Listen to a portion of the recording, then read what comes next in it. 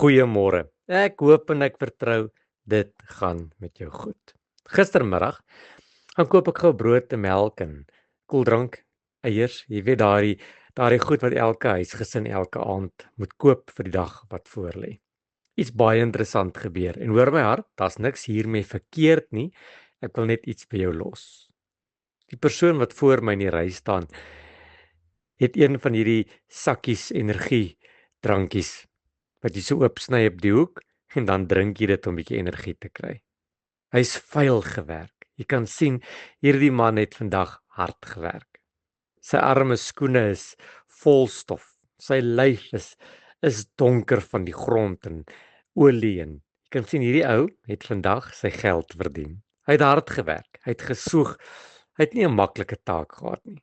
Miskien het hy iets gedoen waarvoor hy nie krag gehad het nie. En dan kom hy hier by die kafee aan die einde van die dag, by die supermark, en dan koop hy een van hierdie sachets en hy sny die punt af en dan drink hy hierdie inhoud om so 'n bietjie krag te kry. Kom aan, jy weet waarvan ek praat. Die probleem lê nie dit wat hy doen nie. Die probleem lê ook nie in die produk nie. Nie dit wat hy gekoop het om homself beter te laat maak of voel nie. Glad nie. Verstaan my mooi, hier's niks fout met hierdie produk nie. Die probleem is dat hierdie man, nadat hy moeg is, uitgeput is, nadat hy vandag hard gewerk het sy vertroue in 'n produk gesit om hom beter te laat voel.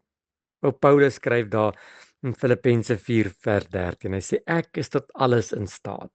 En hoor mooi, nie deur dit wat die wêreld my gee nie, nie dit wat die wêreld my kan bied nie, nie dit wat die wêreld my kan voorgee nie, nie in 'n produk wat die wêreld gemaak het nie. Hy sê nee, ek is in staat deur Jesus Christus wat my die krag gee. Jesus is my bron van krag. Ek is tot alles in staat omdat Jesus my die krag gee. Omdat hy binne in my woon, kan ek nadat ek hard gewerk het, vuil is en nie meer weet wat om te doen nie, kan ek aangaan. Kan ek die volgende voet voor die ander een sit en kan ek huis toe gaan. Miskien het hierdie man baie uitdagings by die huis ook, maar ek kan huis toe gaan met die wete dat as Jesus vir my is, as hy in my is ek tot alles in staat. Ek sê weer, daar's niks fout met hierdie produk nie. Niks fout met die inhoud van die produk nie. Maar ons plaas ons vertroue, ons plaas ons hoop op iets wat niks kan doen nie.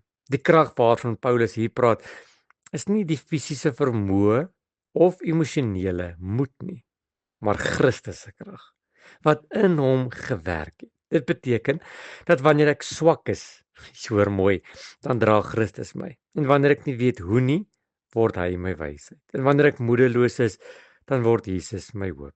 Ek is tot alles in staat beteken nie ek sal alles kry wat ek wil hê nie, maar dat ek alles, hoor gou mooi, dat ek alles sal kan hanteer wat God sal toelaat om na my kant toe te kom, omdat Jesus my kragbron is. Sy krag verander nie altyd net omstandigheid nie, maar verander my vermoë om my omstandigheid te kan dra.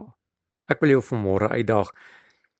Wil jy nie vanmôre wanneer jy opstaan, of jy sal seker klaar op, wanneer jy regmaak vir werk en wanneer die werk swaar voor jou lê en jy weet jy gaan vandag baie doen, dan sê jy Here, ek weet in my eie krag is ek vanmôre tot niks in staat nie. Maar Jesus, U lewe binne my.